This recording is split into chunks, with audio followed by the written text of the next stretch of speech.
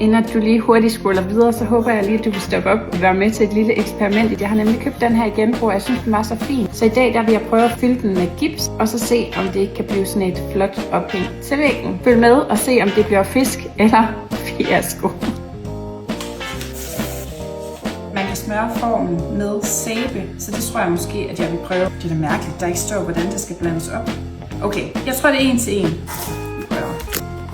En kop vand. Det skal være så tyndt her. Nu putter jeg bare i. Jeg putter for meget sæbe i. Så skal jeg lige have et lille ophæng i. Det her, det skal man ikke gøre, hvis man har sin saks her.